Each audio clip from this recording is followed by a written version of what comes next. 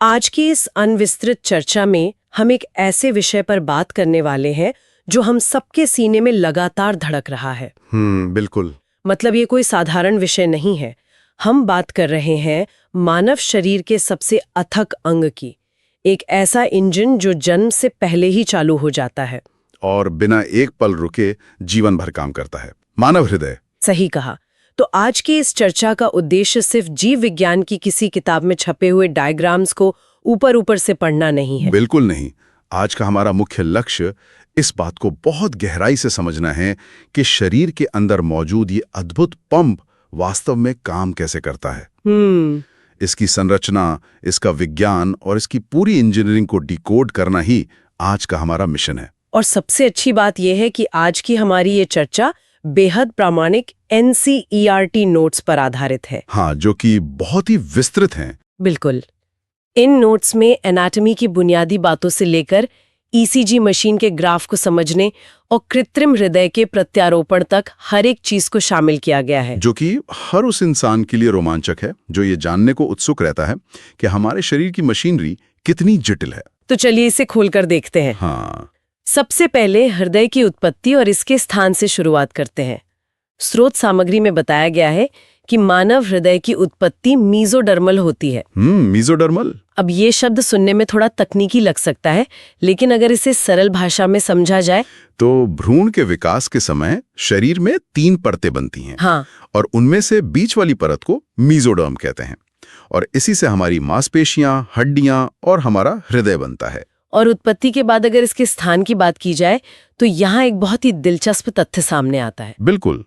आमतौर पर लोगों को लगता है कि हृदय छाती में पूरी तरह से बाईं ओर स्थित होता है, जो कि एक बहुत आम गलतफहमी है। हाँ, वैज्ञानिक रूप से देखा जाए तो ये छाती की गुहा में दोनों फेफड़ों के बीच एक बहुत ही सुरक्षित स्थान पर होता है, जिसे मध्यावकाश या मीडियास्टेनम कहा जाता है। सही का, ये लगभग बीचों बीच होता है, बस इसका निचला सिरा थोड़ा सा बाईं ओर झुका होता है। और शायद इसी झुकाव की वजह से धड़कन बाईं तरफ ज्यादा महसूस होती है।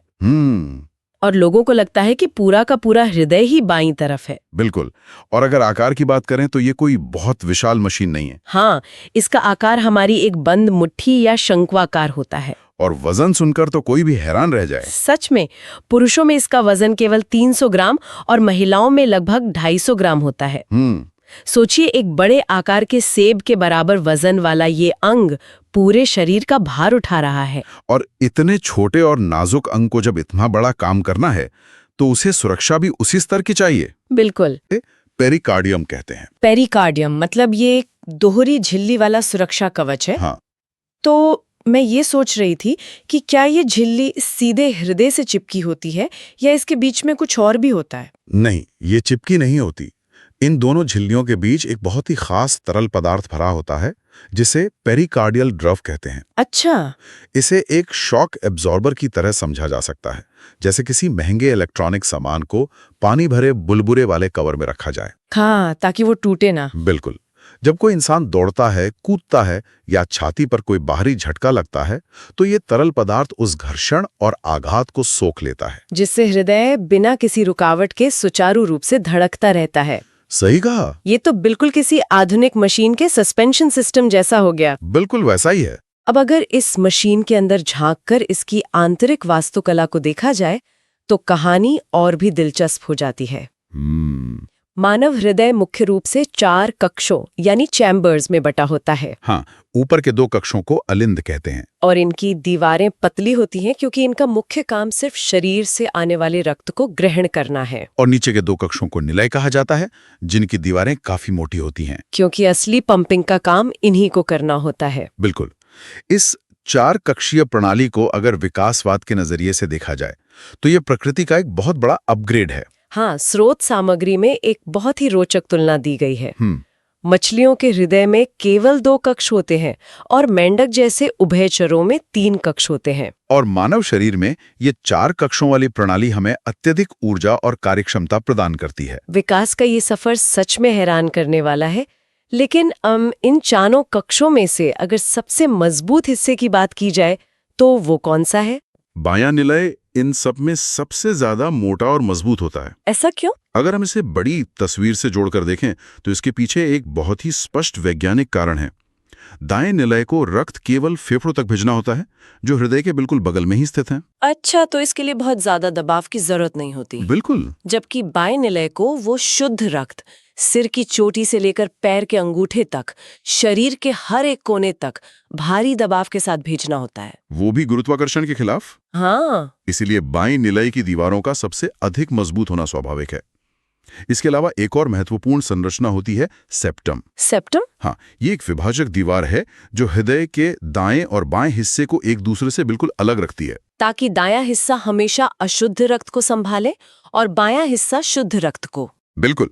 सेप्टम की वजह से ही ये सुनिश्चित होता है कि शुद्ध और अशुद्ध रक्त कभी आपस में मिले नहीं।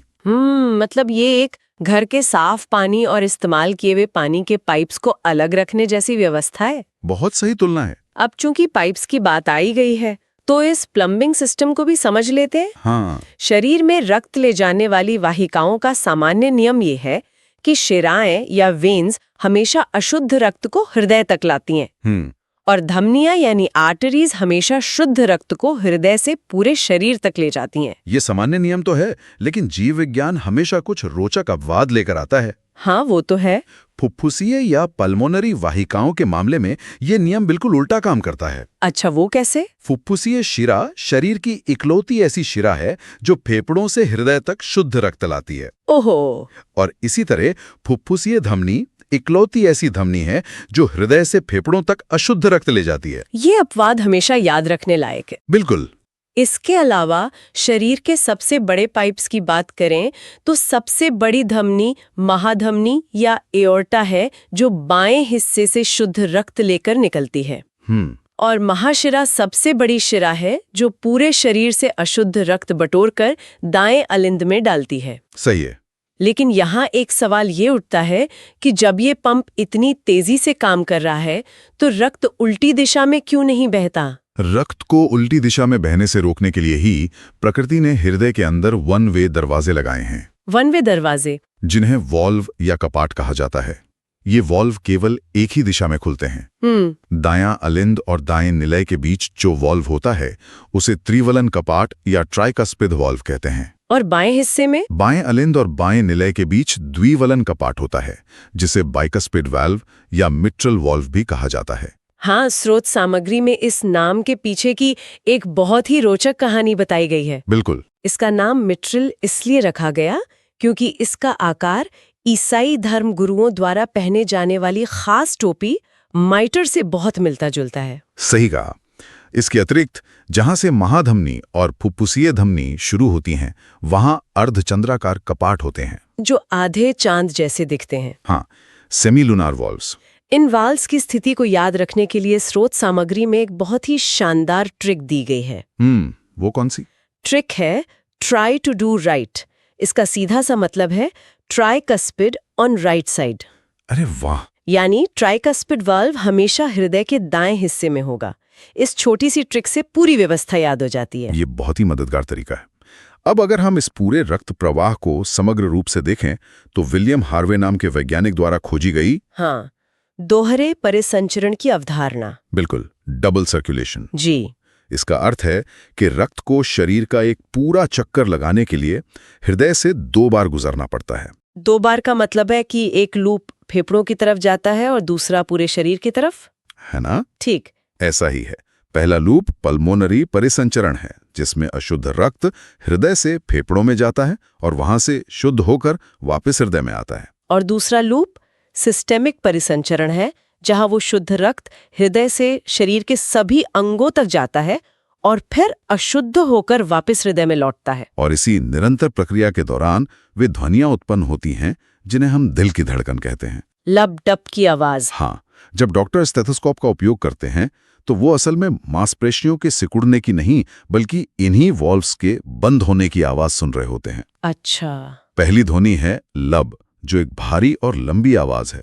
ये तब आती है जब ट्राइकस्पिड और बाइकस्पिड वॉल्व बंद होते हैं। और दूसरी ध्वनि है डप, जो तेज और छोटी होती है। बिल्कुल, ये तब सुनाई देती है जब सेमीलुनर वॉल्व बंद होते हैं। इन ध्वनियों का गणितीय पहलू और भी हैरतअंगेज है। हाँ, एक स्वस्थ इंसान का हृदय 1 मिनट में लगभग 72 बार धड़कता है। और अगर हम 60 सेकंड को 72 से भाग दें तो एक धड़कन का समय केवल 0.8 सेकंड आता है। सिर्फ 0.8 सेकंड, मतलब 1 सेकंड से भी कम समय में हृदय में रक्त भरता भी है, वाल्व खुलते हैं, पंप होता है और वाल्व वापस बंद भी हो जाते हैं। ये गति कल्पना से परे है। सच में। गति ही नहीं, मात्रा भी देखिए। हर एक धड़कन में हृदय लगभग 70 मिलीलीटर रक्त पंप करता है, जिसे स्ट्रोक वॉल्यूम कहा जाता है। 70 मिलीलीटर। और अगर हमें ये निकालना हो कि हृदय 1 मिनट में कुल कितना रक्त पंप करता है, जिसे कार्डियक आउटपुट कहते हैं, तो हमें 72 को 70 से गुणा करना होगा। तो 72 को 70 से गुणा करने पर ये लगभग 5 लीटर प्रति मिनट आता है। बिल्कुल। इसे ऐसे समझा जा सकता है कि घर में इस्तेमाल होने वाली 5 लीटर की बड़ी बोतल को एक मुट्ठी के आकार का ये पंप हर 60 सेकंड में पूरी तरह खाली कर देता है और फिर से भर देता है। ये किसी भी इंसान को अचंभित करने के लिए काफी है। ये एक अभूतपूर्व इंजीनियरिंग है। बिल्कुल, लेकिन यहाँ ये सवाल उठना स्वाभाविक है कि इस पूरी मशीनरी को ऊर्जा कहाँ से मिलती है? इसे चलाता कौन है? शरीर की बाकी मांसपेशियां तो मस्तिष्क के आदेश पर काम करती हैं। तो क्या हृदय को भी हर 0.8 सेकंड में धड़कने के लिए मस्तिष्क से कोई सिग्नल मिलता है? यहीं पर हृदय बाकी शरीर से अलग हो जाता है। मानव हृदय मायोजेनिक होता है। मायोजेनिक? इसका क्या मतलब है? इसका मतलब ये है कि हृदय अपनी धड़कन का विद्युतीय आवेग या इलेक्ट्रिकल इम्पल्स खुद पैदा करता है। खुद पैदा करता है? हाँ, इस कंडक्टिंग सिस्टम की शुरुआत दाएं अलिंद में मौजूद एक विशेष ऊतक से होती है, जिसे SA नोड कहते हैं। अच्छा। इसे शरीर का प्राकृतिक पेसमेकर माना जाता है, क्योंकि यही वो जगह है जहां से बिजली की वो तरंग पैदा होती है जो धड़कन शुरू करती है। तो ये तरंग फिर आगे कैसे बढ़ती है? ऐसे नोड से ये तरंग AV नोड तक जाती है, जिसे पेस सेटर कहते हैं। वहां से ये बंडल ऑफ हिस नामक तारों जैसी संरचना से होते हुए निलय की दीवारों में फैले पुरकिंजे तंतुओं तक पहुंचती है। ये तो पूरी वायरिंग जैसी व्यवस्था हो गई। बिल्कुल। ये वायरिंग सुनिश्चित करती है कि अलिंद और निलय एक सटीक तालमेल के साथ सिकुड़ें और फैलें। लेकिन अगर हृदय अपना आवेग खुद पैदा कर रहा है, तो फिर तनाव या व्यायाम के समय ये धड़कन तेज कैसे हो जाती है? उस वक्त कोई तो नियंत्रण करता होगा। आवेग पैदा करना हृदय का काम है, हाँ। लेकिन उसकी गति को बढ़ाना या घटाना मस्तिष्क के हाथ में होता है। अच्छा, मस्तिष्क के किस हिस्से में? मस्तिष्क के मेड्यूला ऑब्लोंगाटा हिस्से से ये नियंत्रण होता है। जब शरीर को अचानक ज्यादा ऊर्जा की जरूरत होती है, तो सिंपैथेटिक नर्वस सिस्टम सक्रिय हो जाता है और एड्रेनलिन हार्मोन निकलता है, जिसे लड़ो या भागो हार्मोन भी कहते हैं। बिल्कुल। ये SA नोड को गति बढ़ाने का निर्देश देते हैं। और जब शरीर आराम की स्थिति में होता है, तो पैरासिम्पैथेटिक सिस्टम धड़कन को वापस सामान्य कर देता है। इसके अलावा थायरोक्सिन हार्मोन भी इस गति को प्रभावित करता है, ये भी नोट्स में दिया है। हाँ, सही कहा। हृदय की इस पूरी इलेक्ट्रिकल वायरिंग को समझने के बाद अब उस मशीन का जिक्र करना जरूरी हो जाता है जो इस वायरिंग का नक्शा कागज पर उतारती है। आप ECG की बात कर रहे हैं? हाँ, अस्पतालों में जो ECG या इलेक्ट्रोकार्डियोग्राफ मशीन होती है, वो इसी विद्युत गतिविधि को ग्राफ में दिखाती है। बिल्कुल। इस ग्राफ में कुछ विशेष लहरें या वेव्स होती हैं। हाँ, इस ग्राफ की पहली छोटी लहर को P वेव कहते हैं। ये अलिंद के संकुचन या डीपोलराइजेशन को दर्शाती है। डीपोलराइजेशन का मतलब है वो विद्युतीय बदलाव जो मांसपेशी को सिकुड़ने का आदेश देता है। सही है। इसके बाद ग्राफ में एक बहुत बड़ी और नुकीली लहर आती है, जिसे QRS कॉम्प्लेक्स कहा जाता है। ये तब बनती है जब नीचे के दोनों बड़े निलय पूरी ताकत से सिकुड़ते हैं और रक्त को बाहर पंप करते हैं। और अंत में T वेव आती है, जो निलय के वापस अपने आराम की स्थिति में लौटने यानी रीपोलराइजेशन को दिखाती है। मेडिकल जगत से जुड़ा एक बहुत ही रोचक तथ्य भी नोट्स में दिया गया है। वो क्या? जब डॉक्टर किसी ECG रिपोर्ट को देखते हैं, तो वे ग्राफ में मौजूद केवल QRS कॉम्प्लेक्स की संख्या को गिन लेते हैं। हाँ। और इसी एक चीज को गिनकर वे बहुत ही सटीकता से व्यक्ति की हार्ट रेट या धड़कन की दर का पता लगा लेते हैं। तो बहुत ही व्यावहारिक तरीका है। बिल्कुल। हमने हृदय के इलेक्ट्रिकल सिस्टम को तो समझ लिया, अब बात करते हैं इसके प्लम्बिंग सिस्टम के दबाव की, जिसे आम भाषा में ब्लड प्रेशर या रक्त दाब कहा जाता है। हाँ, ब्लड प्रेशर मापने वाले उस पट्टे वाले यंत्र को स्फिग्मोमैनोमीटर कहते हैं। नाम थोड़ा मुश्किल है, लेकिन काम बहुत जरूरी है। और एक स्वस्थ इंसान का सामान्य रक्तदाब 120/80 mmHg माना जाता है। इन दोनों अंकों का अपना एक विशेष महत्व है। हम्म। ऊपर वाली संख्या 120 सिस्टोलिक दबाव है। ये वो अधिकतम दबाव है जो तब उत्पन्न होता है जब बायां निलय पूरी ताकत से रक्त को धमनियों में ढकेलता है। और नीचे वाली संख्या 80 डायस्टोलिक दबाव है। बिल्कुल, ये वो न्यूनतम दबाव है जब हृदय अगले पंप से पहले आराम कर रहा होता है और उसमें वापस रक्त भर रहा होता है। अगर ये दबाव बहुत ज्यादा बढ़ जाए, जैसे 140/90 से ऊपर, तो उसे हाई बीपी या हाइपरटेंशन कहते हैं। और अगर ये 90/60 से नीचे चला जाए तो उसे लो बीपी कहा जाता है। अब जब मशीनरी इतनी जटिल है तो इसमें खराबी आने की गुंजाइश भी रहती है। अक्सर लोग हृदय से जुड़ी बीमारियों के नामों को लेकर भ्रमित हो जाते हैं, खासकर हार्ट अटैक और हार्ट फेलियर को लेकर। इन दोनों के बीच का अंतर समझना बहुत आवश्यक है। हाँ। हार्ट अटैक, जिसे मायोकार्डियल इन्फार्क्शन भी कहा जाता है, मुख्य रूप से एक प्लम्बिंग की समस्या है। अच्छा, प्लम्बिंग की समस्या कैसे? ये तब होता है जब हृदय की मांसपेशियों को ऑक्सीजन पहुंचाने वाली किसी रक्त वाहिका में रुकावट आ जाती है और ऑक्सीजन की कमी से ऊतक मरने लगते हैं। और हार्ट फेलियर? हार्ट फेलियर एक मैकेनिकल समस्या है। इसमें हृदय काम करना बंद नहीं करता, बल्कि वो इतना कमजोर हो जाता है कि शरीर की जरूरत के हिसाब से पर्याप्त रक्त पंप नहीं कर पाता। इसके अलावा एक बीमारी एंजाइना पेक्टोरिस है, जिसमें ऑक्सीजन की कमी के कारण सीने में बहुत तेज दर्द उठता है। हाँ। और एक बहुत ही आम समस्या है एथीरोस्क्लेरोसिस। इसमें धमनियों के अंदर कोलेस्ट्रॉल और वसा जमा हो जाती है, जिसे प्लैक कहते हैं। बिल्कुल, इस जमाव से पाइप सिकुड़ जाते हैं और रक्त प्रवाह में बाधा आती है। स्रोत सामग्री में एक जन्मजात स्थिति का भी जिक्र है, जिसे ब्लू बेबी सिंड्रोम कहते हैं। हाँ, जैसा कि हमने सेप्टम की बात की थी, जो दाएं और बाएं हिस्से को अलग रखता है। हाँ। अगर जन्म के समय बच्चे के इस सेप्टम में कोई छेद रह जाए तो शुद्ध और अशुद्ध रक्त आपस में मिल जाते हैं, जिससे शरीर को पर्याप्त ऑक्सीजन नहीं मिल पाती और इसी कारण बच्चे का शरीर नीला पड़ने लगता है। बीमारियां तो हैं, लेकिन चिकित्सा विज्ञान ने जो चमत्कार किए हैं वे भी किसी जादू से कम नहीं है। बिल्कुल। पहला सफल मानव हृदय प्रत्यारोपण दक्षिण अफ्रीका में डॉक्टर क्रिश्चियन बर्नार्ड द्वारा किया गया था। ये विज्ञान के इतिहास का एक बहुत बड़ा मील का पत्थर था। और आज तो विज्ञान कृत्रिम हृदय बनाने में भी सफल हो गया है। 1982 में जार्विक 7 नामक पहला स्थायी कृत्रिम हृदय बनाया गया था। लेकिन अगर आधुनिक तकनीक की बात करें तो बायोवैकोर नामक एक कृत्रिम हृदय विकसित किया गया है। और इसमें जो तकनीक इस्तेमाल होती है वो कमाल है। हाँ, ये मैग्लेव तकनीक का उपयोग करता है। ये वही तकनीक है जिससे आधुनिक ट्रेनें पटरियों के ऊपर चुंबकीय शक्ति से हवा में तैरते हुए चलती हैं। चुंबकीय शक्ति का इस्तेमाल हृदय के अंदर, ये तो अद्भुत है।